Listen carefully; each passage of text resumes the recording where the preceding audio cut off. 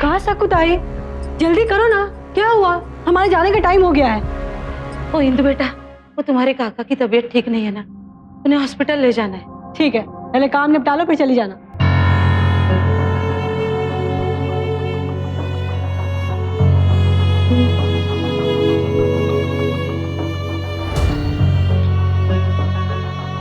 नीलेश बेटा, वो तुम्हारे काका को आज हॉस्पिटल ले जाना है, तो थोड़े पैसे। हाँ ले जाना, और जो भी खर्चा हो बता देना।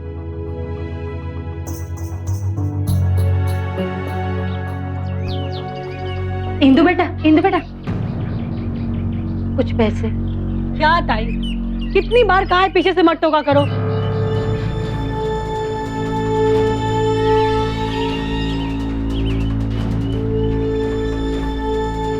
याद रखना, पगार लेते वक्त भूल मत जाना।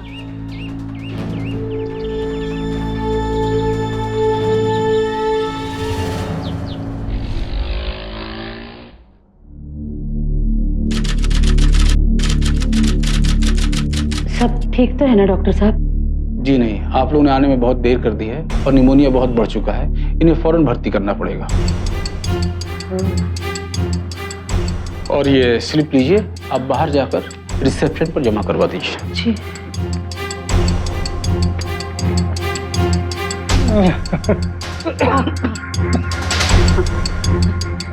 आराम से, आराम से। सकू, डॉक्टर अस्पताल में भर्ती करने को बोलता है। और भाई पता नहीं कितना पैसा लगेगा। अरे क्यों घबराते हो? अपना नीलेश बेटा है ना, उसने मुझसे कहा है मैं तुम्हारा इलाज कराऊं, खर्चा वो दे देगा। आखिर हमारा परिवार है ना, 35 साल से साथ जो है हम। हे देवा, ऐसे मालिक सबको देना देवा।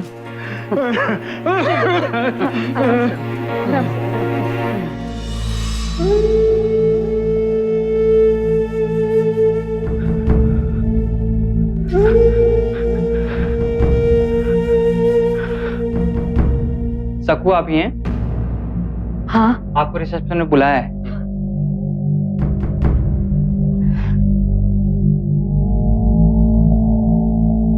मुझे बुलाया? जी हाँ, आपका नाम सक्कू है? हाँ। ओके मैम, ये आपका बिल है और यहाँ पे ये आपका अमाउंट है। ये अमाउंट जमा करना है आपको। 30,000? जी।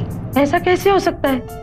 मैं कहाँ से लाऊंगी इतने पैसे? मैम ये तो आपको पहले सोचना चाहिए था ना। मैं नहीं दे सकती इतने पैसे, आप इन्हें छुट्टी दे दो ना। जी, डिस्चार्ज करने के लिए भी आपको पैसे तो जमा करने ही होंगे ना।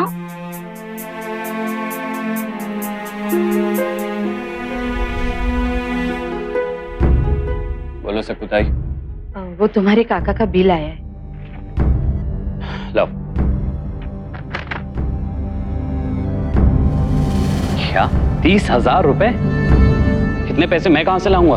तुमने कहा था जो खर्चा होगा दोगे। लेकिन मैंने ये तो नहीं कहा था ना कि मैं अपना घर लौटा दूंगा। 200-400 की होती है तो समझ में आता है, लेकिन 30,000 रुपए? ये सब पैसे लूटने के तरीके हैं, झूठा बिल है। ऐसे क्यों बोलती हो बेटा? उनकी जान पे बना ये, मैं क्यों झूठ बोलेगी? डॉक्टर ने बोला है कि अगर ये नहीं दिया तो छुट्टी नहीं देंगे। दे दो ना बेटा, मैं तो यही हूँ, पगार में से चुकता कर दूंगी। क्या पगार में से चुकता कर दूंगी? काम धाम तो होता नहीं है, पगार में से चुकता कर दूंगी। मैंने कहा था तुमसे कि अब निकाल दो इन्हें, इनकी उम्र हो गई है। ऐसे क्यों बोलती हो बेटा? मैं इस परिवार का हिस्सा हूँ, 35 साल दिए मैंने। ओ, आ गई सौदेबाजी पर। अगर 35 साल इस घर में काम किया है तो 35 साल तक तनख्वाह भी मिली है, समझी? ऐसी क्या तनख्वाह मिली है मुझे? जो नौकर लेते हैं उसके आधे से कम में काम किया है मैंने, बस इसलिए कि तुमसे प्यार था, विश्वास था कि ये मेरा परिवार है। ऐसे मत करो बेटा, उनकी जान का सवाल है। अच्छा ठीक है, जो पैसे बचा के जमा करवाए थे ना, वो ही दे दो। 60,000 है। अच्छा, तो अब आई असलियत में। वो पैसे निकलवाने के लिए झूठा बिल बनवा कर लाई हो। शर्म आनी चाहिए शक्कुताई। यहाँ रहकर इतना खाई, इतनी छुट्टियां की, कोई 60,000 रुपए नहीं है हमारे पास तुम्हें देने के लिए, समझी? सक्कू भाई, तुम्हारा हमारा साथ बस इतना ही था। बेफिजूल में तमाशा करने की कोई जरूरत नहीं है। अपना सामान उठाओ और दफा हो जाओ यहाँ से। शाबाश बेटा, 35 साल तक जिसे ताई कहता रहा, आज अपना हक मांगते वो बाई हो गई। घुटनों पे चलता था तू, जब मैं आई तुझे चलना सिखाया मैंने, और आज तू मुझे रास्ता दिखा रहा है। अब ज्यादा बोलने की जरूरत नहीं है, जाओ यहाँ से। जाओ यहाँ से।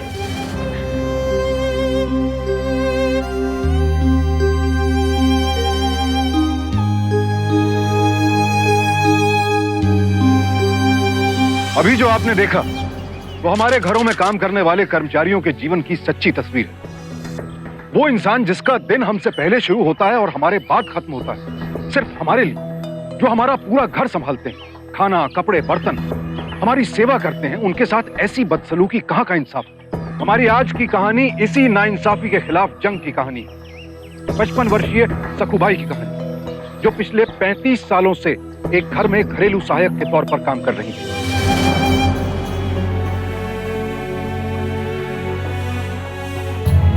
अरे नीलेश, रुक तो बेटा, कहाँ भागे जा रहा है? अरे सक्कू, इधर आओ। आज से इसकी सारी जिम्मेदारी तुम्हारी है। सक्कू, तुम नौकरानी नहीं, हमारे परिवार का हिस्सा भी हो। तुम इसकी ताई हो, ताई यानी बड़ी बहन। याद रखना इस बात को।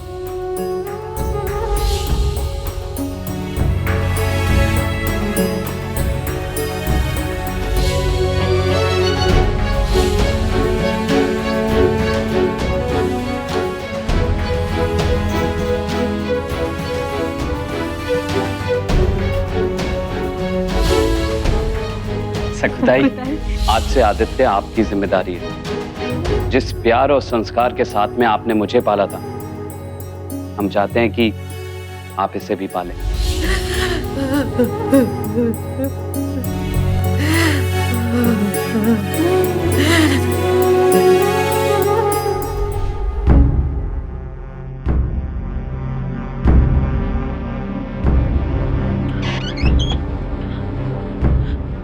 ये क्या कर रहे हैं आप? वो हटाइए ना चादर। वो सांस कैसे लेंगे? आई एम सॉरी, उनकी सांस हमेशा के लिए बंद हो चुकी है। I am extremely sorry.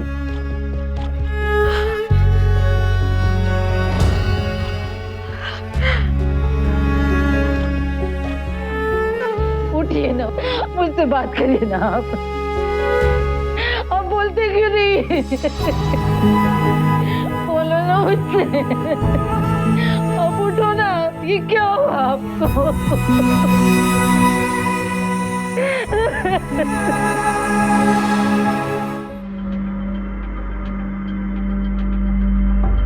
साहब, अब तो छुट्टी दे दो, उनका अंतिम क्रियाकर्म करना है। देखिए सक्कू भाई, अस्पताल के नियमों के अनुसार जब तक आप इनका फुल पेमेंट नहीं कर देंगी, तब तक आप इन्हें यहाँ से नहीं ले जा सकती। अरे ऐसे कैसे? मरे की मिट्टी खराब कर दोगी तुम। देखिए, ये नियम हमने तो बनाए नहीं हैं, और जब तक आप फुल पेमेंट नहीं कर देंगी, आप यहाँ से नहीं ले जा सकती, मतलब नहीं ले जा सकती, समझिए आप।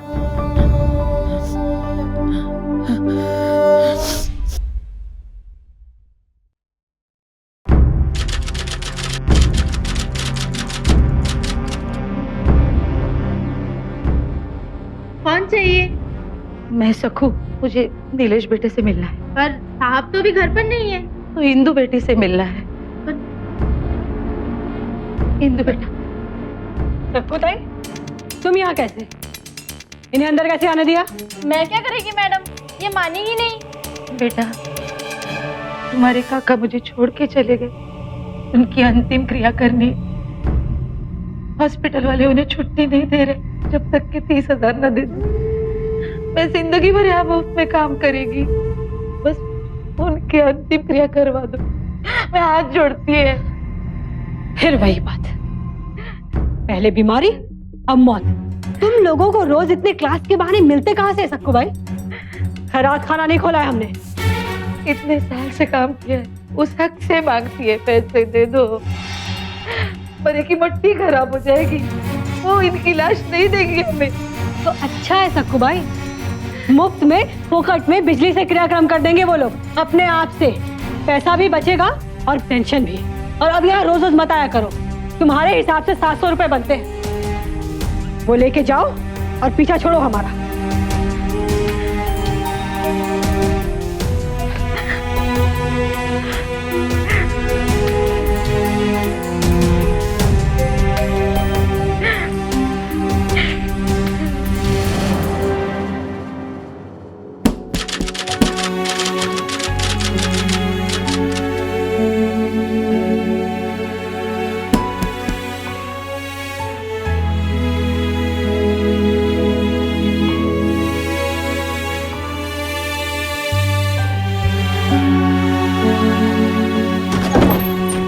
अरे सकू भाई तुम?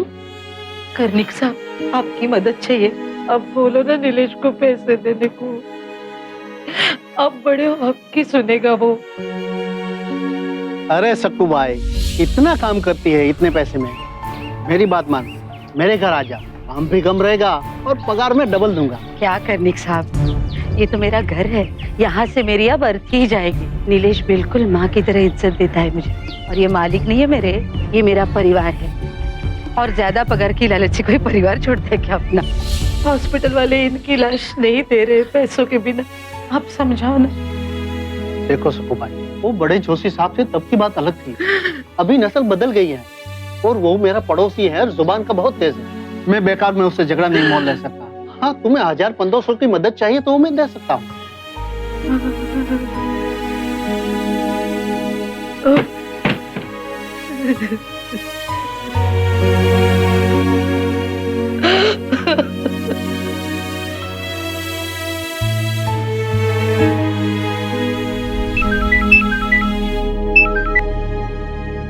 हेलो नीलेश बेटा, तुम्हारे काका हमें छोड़ के चले गए, उनकी अंतिम क्रिया करनी है। हॉस्पिटल वाले। भाई, मैं यहाँ पे इतनी इम्पोर्टेंट मीटिंग के अंदर बैठा हूँ और आपको सिर्फ अपनी पड़ी है। बेकार में फोन मत करो। और वैसे भी आपके पति हैं, आप निपटो।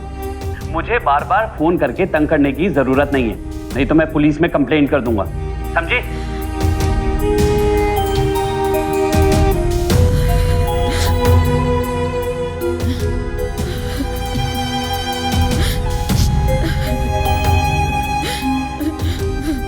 क्या करते आप अगर आपके घर में सकूबाई की तरह काम करने वाली कोई महिला इन हालात में हो? क्या आप भी नीलेश की तरह मुंह मोड़ लेते? अगर हम सक्षम हैं तो क्या 30,000 रुपए उस औरत के पति की जिंदगी से बड़े हैं, जिसने अपनी पूरी जिंदगी हमारी जिंदगी संभालने में लगा दी, जिसने हमें खाना खिलाया, स्कूल छोड़ा, हमें चोट लगी तो उस पर मरहम लगाया, अपने सगों से ज्यादा अपनापन हमें दिया? क्या उसे सिर्फ 30,000 रुपयों के लिए बेगाना कर देते? शायद नहीं, लेकिन नीलेश और उसके परिवार ने यही किया और उनकी बेरुखी ने सकूबाई का संसार उजाड़ दिया। सामने पति का शव था, अंतिम संस्कार करना था। सकूबाई को समझ नहीं आ रहा था क्या करे। 30,000 रुपए जुटाना उनके लिए आसान बात नहीं थी। उस पर अस्पताल वालों ने बिल का भुगतान ना होता देखकर पुलिस को खबर कर दी। सकूबाई, जब तुम्हारे पास पैसे नहीं थे तो तुम अपने पति के इलाज के लिए म्युनिसिपैलिटी के हॉस्पिटल क्यों नहीं ले गई? मेरे साहब ने बोला था कि वो पैसा दे देंगे, इसलिए उस हॉस्पिटल में डाला था, पर अब पैसा देने से मना कर रहे वो। फिर आप तो पुलिस, आप उनको बोल सकते हो ना। वो ठीक है सकूबाई कि मैं पुलिस हूँ, पर कानून कानून होता है ना। अब मैं नीलेश को मजबूर तो कर नहीं सकता तुम्हारे पति के इलाज को पैसे देने के लिए। पर मेरा जो पैसा उनके यहाँ निकलता है वो तो देने को कह सकते हो ना साहब।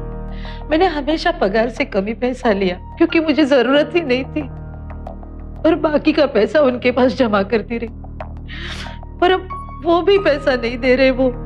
साहब, मेरे को सारा पैसा नहीं चाहिए, बस इनकी अंतिम क्रिया हो जाए उतना पैसा मिल जाए मुझे। साहब, मेरी मदद करो, मेरी मदद करो साहब।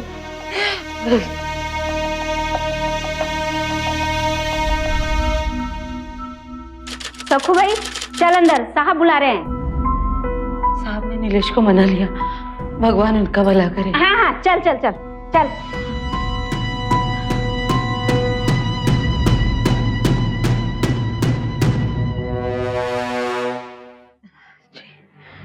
हाँ तो सकू भाई, तुम्हारा ये कहना है कि इन्होंने तुम्हारे पगार के बकाए पैसे नहीं दिए? जी साहब। झूठ बोलती है ये। मैं क्यों झूठ बोलेगी? सच झूठ का फैसला भी हो जाएगा। चल। मुझे क्यों पकड़ रही है? मैंने क्या किया है? क्या किया है? एक तो इनके यहाँ से 50,000 रुपए की चोरी की, ऊपर से इनके ही नाम का रिपोर्ट दिलाने आ गई। हाँ चल। मैंने चल, कोई चोरी नहीं की। अरे चल चल चल, तुझे बताती हूँ। चल चल जल्दी।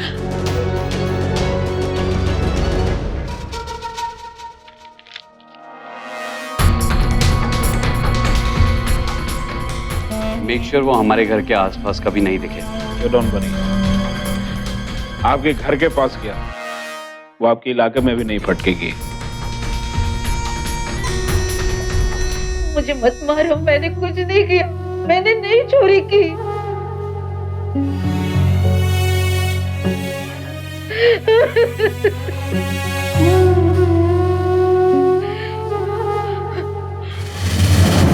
ये मार ध्यान रखना, और ध्यान रखना जिधर नीलेश रहता है उस इलाके में तुम दूर दूर तक दिखाई नहीं दो, समझे?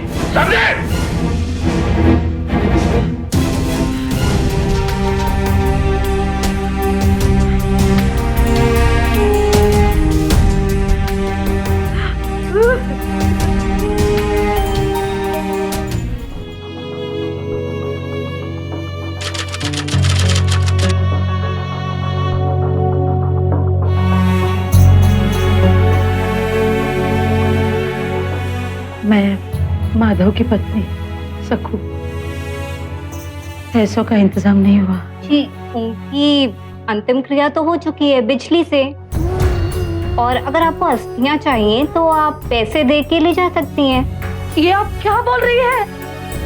उनका अंतिम क्रियाक्रम मेरी मर्जी के बिना, मेरी मौजूदगी के बगैर आपने क्या कर दिया? हे पांडुरंगा!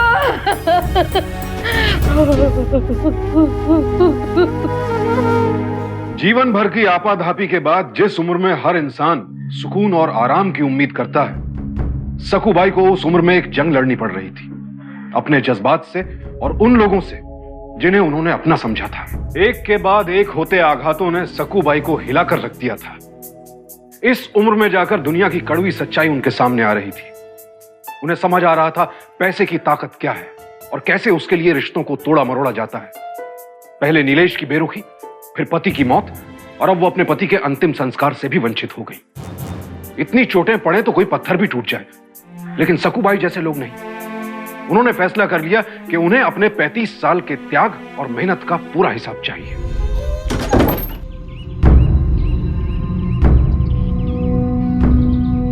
तुम फिर यहाँ पे आ गई?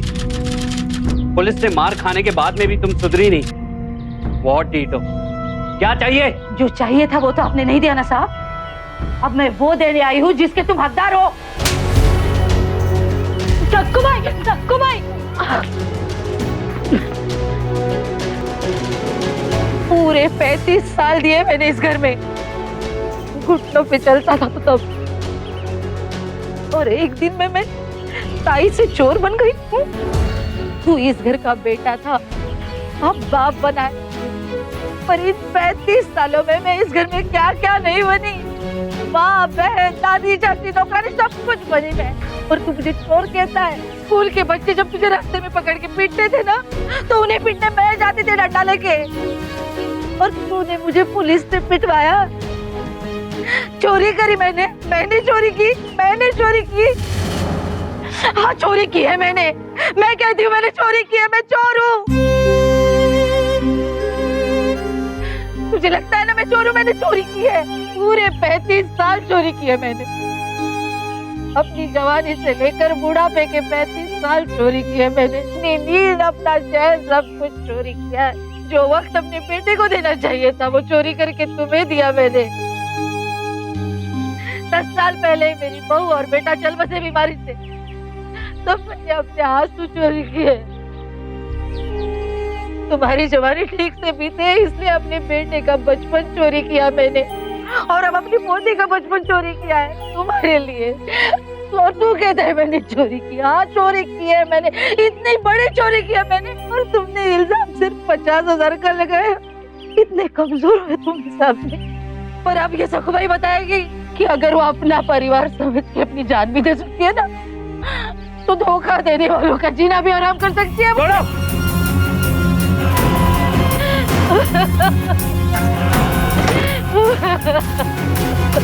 लड़ाई कभी भी आसान नहीं होती, खास करके तब जब वो अपने हक और हक से भी ज्यादा अपने आत्मसम्मान के लिए हो। और अगर लड़ने वाला सकूबाई की तरह निरीह और कमजोर इंसान हो तो लड़ाई और भी मुश्किल हो जाती है। सकूबाई के हालात लगातार उनके खिलाफ होते जा रहे थे। हर गुजरते लम्हे के साथ एक नई मुसीबत उनके दरवाजे पर दस्तक देने लगी। हालात से समझौता करके अपनी पोती के भविष्य के लिए सकूबाई ने इस ढलती उम्र में भी फिर से काम करना शुरू किया। तभी सकूबाई के साथ एक ऐसी घटना हुई जिसने उनके इंसानियत पर से डगमगाते विश्वास को फिर से सहारा दिया।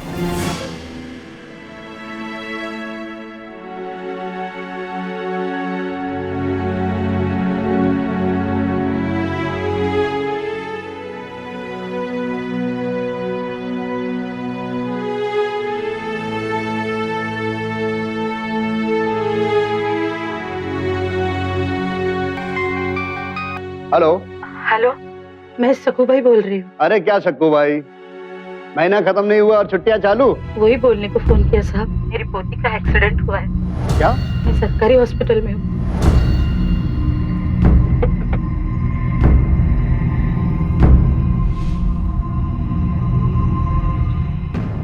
मेम साहब आप? अरे कुछ बताया क्यों नहीं हम लोगों को? अच्छा, बच्ची की तबीयत कैसी है? गरीब की बच्ची है, अब बस भगवान के हवाले है। एक काम कीजिए, जब तक उसकी तबीयत ठीक नहीं हो रही आप यहीं पर रहिए और काम पे आने की कोई जरूरत नहीं। और हाँ, ये थोड़े से पैसे रखिए अपने पास में, दवा और फल के लिए। और किसी चीज की जरूरत हो मुझे बता देना। सब ठीक हो जाएगा। और पहले बताया होता तो गुड़िया का इलाज अच्छे अस्पताल में कराते। जिसके पास 35 साल से काम किया, अपने बच्चे की तरह पाला, उसके पास अपना हक मांगने गई तो चोरी का इल्जाम लगाया मुझ पे। तो 1 महीने के अंदर मैं किस मुंह से आपके पास पैसे मांगती? क्या कहा आपने? थोड़ा सा मुझे विस्तार से बताइए।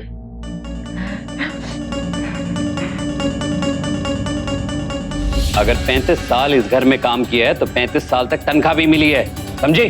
अच्छा ठीक है, जो पैसे बचा के जमा करवाए थे ना वही दे दो। 60,000 है। अच्छा, तो अब आई असलियत में। कोई 60,000 रुपए नहीं है हमारे पास तुम्हें देने के लिए, समझी? सक्कू भाई, तुम्हारा हमारा साथ बस इतना ही था। अपना सामान उठाओ और दफा हो जाओ यहाँ से।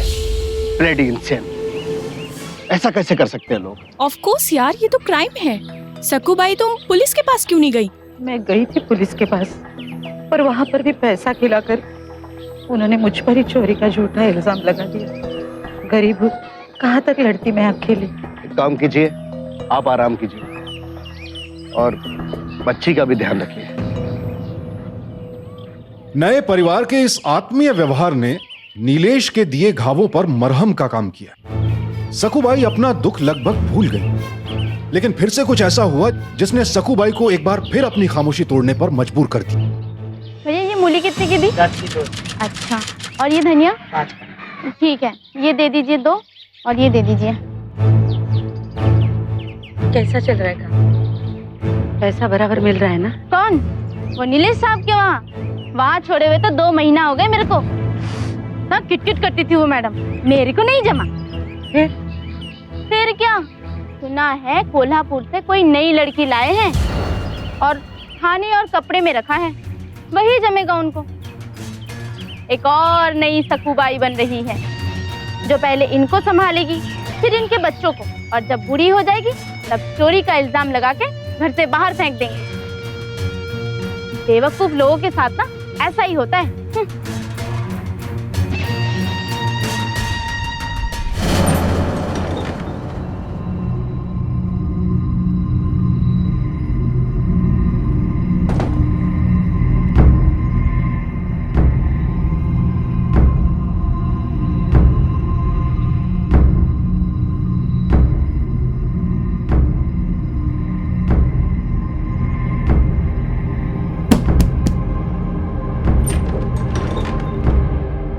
कौन चाहिए?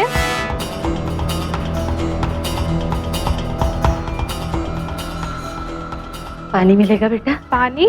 पर आप कौन? बहुत प्यास लगी है बेटा, एक गिलास पानी पिला देना। जी रुकिए।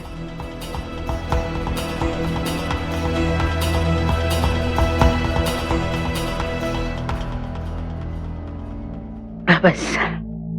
नाव क्या है तेरा? पार्वती। कितनी पगार मिलती है? पगार तो सांप ले लेते हैं, खाना कपड़ा मिलता है। और ये कैसे चला? वो खाना बनाते समय। तो दवा नहीं करवाई साहब ने?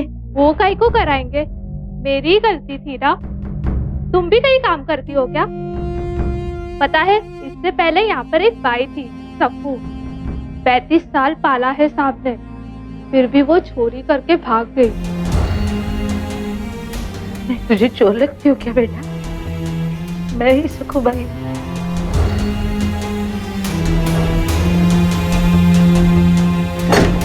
पार्वती, पार्वती दरवाजा खोलो बेटा।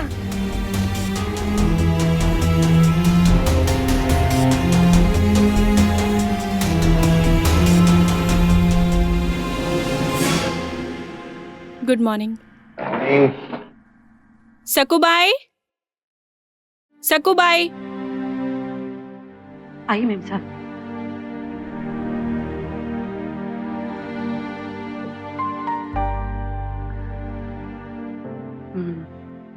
साहब, आपने कहा था कि आप मेरी मदद कर सकते हो। हाँ बोलो। वो मेरे पुराने मालिक ने एक लड़की रखी है कपड़े और खाने पे, और मैं नहीं चाहती कि वो भी सखुबाई बने। आप कुछ कर सकते हो क्या?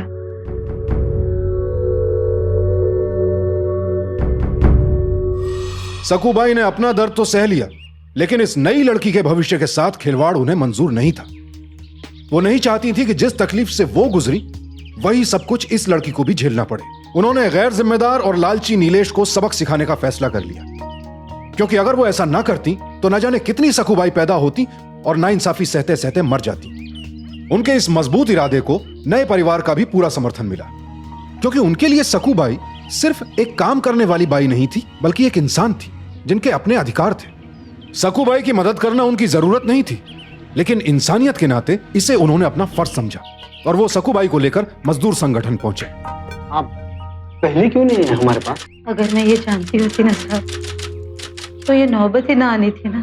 ठीक है, हम आपके केस पर काम करते हैं। सबसे पहले उस बच्ची को छुड़ाना होगा। मजदूर संगठनों के दबाव में आकर नीलेश ने नई लड़की को तो काम से हटा दिया, लेकिन वो सकुबाई को अब भी उनकी बाकी रकम और हर्जाना देने को तैयार नहीं था। लिहाजा मजदूर संगठनों ने उस पर दबाव डालने के लिए नया रास्ता इख्तियार किया। इंदु, इंदु, क्या हुआ? नाश्ता अभी तक तैयार क्यों नहीं है? बाई ही नहीं आई आज। अरे अगर बाई नहीं आई है तो तुम नाश्ता बना लेती। हेलो, मैं तुम्हारी वाइफ हूँ, बाई नहीं। मैं भी पैसे कमाती हूँ। बाई भी ना।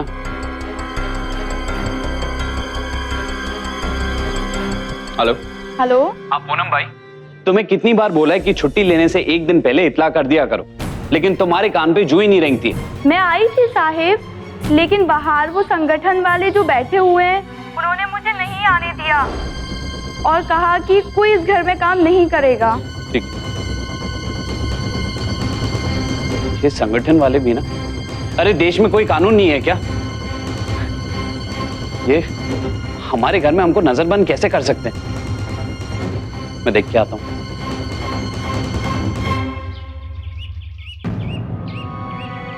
क्या मजाक लगा रखा है? आप लोग इस तरीके से मेरे घर में किसी को आने से नहीं रोक सकते। अगर आप किसी मजदूर का पैसा रोक सकते हैं, तो हम भी यहाँ किसी मजदूर को आने से रोक सकते हैं। जब तक शक्कू भाई को इनका हक नहीं मिल जाता, हम यहाँ से नहीं हटने वाले और ना ही किसी को यहाँ पर काम करने देंगे।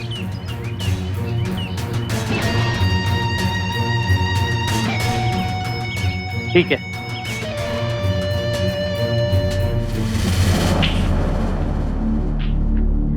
जल्दी करो बेटा, बहुत देर हो रही है, जल्दी करो। इंदु, इंदु, मेरा कोट अभी तक प्रेस नहीं हुआ है। मुझे इतनी जरूरी बोर्ड मीटिंग में जाना है, मैं कैसे जाऊंगा? तो मैं क्या करूं? अब प्रेस वाले भी बन जाऊं क्या? तुमसे ना तो बात ही करना बेकार है।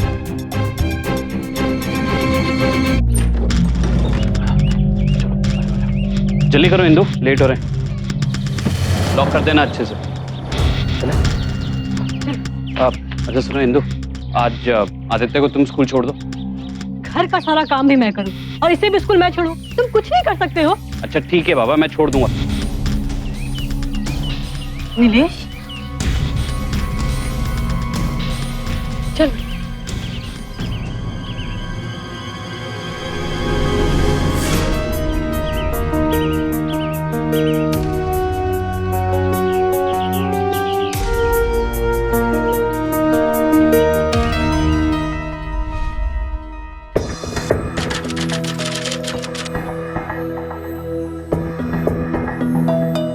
मैं तुम्हें ही फोन लगा रही थी। खाना लाए? हाँ। लेकिन ऐसे कब तक चलता रहेगा? पूरे घर का बजट बिगड़ गया। और ये घर की क्या हालत हो रही है? ऐसा लग रहा है गोडाउन है। अरे अगर तुम संडे को घर पे हो तो कम से कम घर की सफाई तो कर लिया करो। हफ्ते में एक ही दिन आता है, उसको भी ऐसे ही निकाल दो क्या? सारी गलती तुम्हारी है। क्यों निकाला सक्कू बाई को? इतना काम करती थी बेचारी। अब इसमें भी मेरी गलती है? अरे तुम्हारी नहीं बनती थी उससे। तुम बोलती थी कि पूरे घर के अंदर सांस भी नहीं फटती है वो। तो है ही, पर मुझे कुछ नहीं मालूम। मुझे एक नई बाई चाहिए बस। अब ये मजदूर संगठन वाले आने दे तब ना। मैं कुछ नहीं जानती। अगर 2 दिन में बाई नहीं आई ना तो मैं चली अपने मायके, समझे? इंदु, इंदु तुम समझने की कोशिश कर।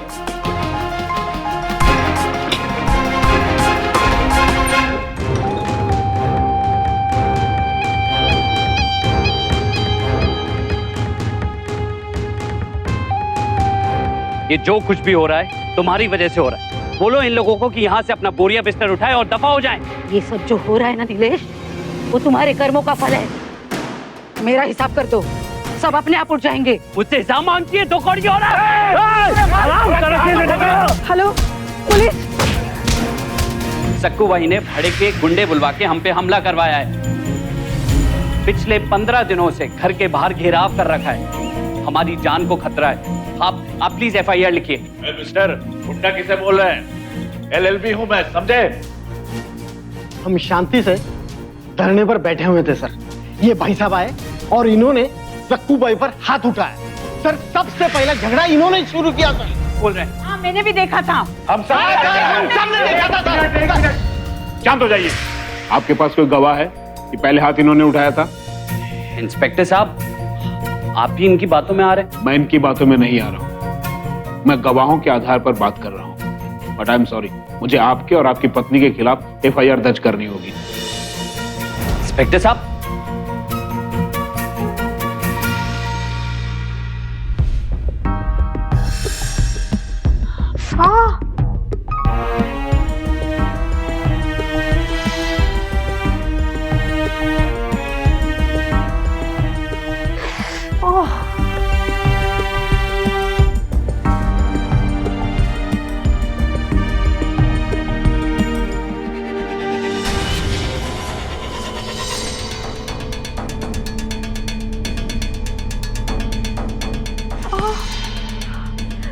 नीलेश, हाँ तुम वहाँ आराम से सो रहे हो और यहाँ मच्छर और गर्मी से मेरा बुरा हाल हो गया है। तुम्हें लगता है मैं यहाँ पे आराम से सो रहा हूँ? तो कुछ करते क्यों नहीं हो? यहाँ तो पंखा भी नहीं है। अरे तो यहाँ पे AC लगा हुआ है, यहाँ पे आ जाओ। सब तुम्हारी गलती है। अरे सक्कू भाई से तुम्हारी नहीं बनती थी। तो हमेशा से बिना काम के थे। ओह, अरे अरे मैं कुछ नहीं किया। अरे खाली एक ही पैक तो पिए।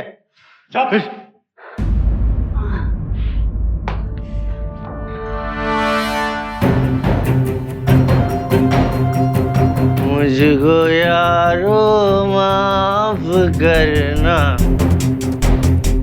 मैं नशे में हूँ, थोड़ी सी नशे में, थोड़ा सा।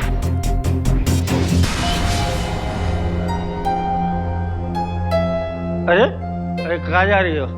अरे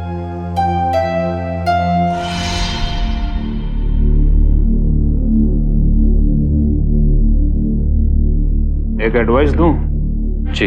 अब ये मामला सक्कू बाई का नहीं रहा, लेबर ऑर्गेनाइजेशन में पहुंच गया है और ये लोग कमजोर नहीं है। मेरी मानो, समझौता कर लो, फायदे में रहोगे। Thank you.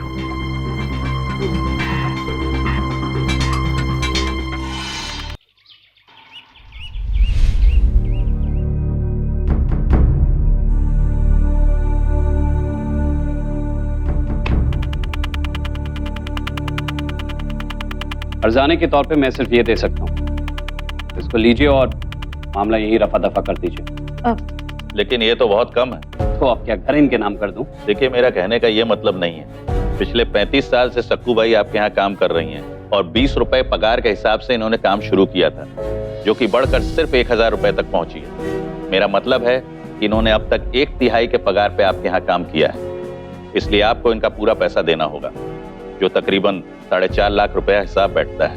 4.5 लाख रुपए? सकुताई, आप इन लोगों को कुछ समझाइए ना। आप तो इस परिवार के हिस्सा थी। परिवार? आज मैं फिर से परिवार हो गई? जब अपने पति के इलाज के लिए पैसे मांगने आई थी तो मैं 2 कौड़ी की थी। धक्का मारकर बाहर निकाला था तब मैं परिवार नहीं थी, और सबके सामने हाथ उठाया था मुझ पे तब मैं परिवार नहीं थी। मुझे कुछ नहीं पता, ये सब लोग जो बोलेंगे ना वही देना होगा। कल को ये लोग बोलेंगे कि ये घर तुम्हारे नाम कर दो, तो क्या मैं ये घर तुम्हारे नाम कर दूंगा? मांग तो ऐसे रहो जैसे सरकारी नौकर हो, जो करना है कर लो, कुछ नहीं दूंगा। ठीक है, तो हम कोर्ट में मिलते हैं। शौक से। चलिए सब।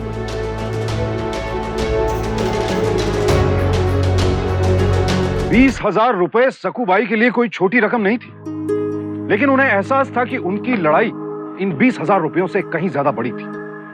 उनकी लड़ाई पैसों के लिए नहीं थी, आत्मसम्मान के लिए थी। नीलेश जैसे लोगों को यह एहसास दिलाने के लिए थी कि वो गलत हैं। मिलॉर्ड, दस्तावेज आपके सामने आ चुके हैं।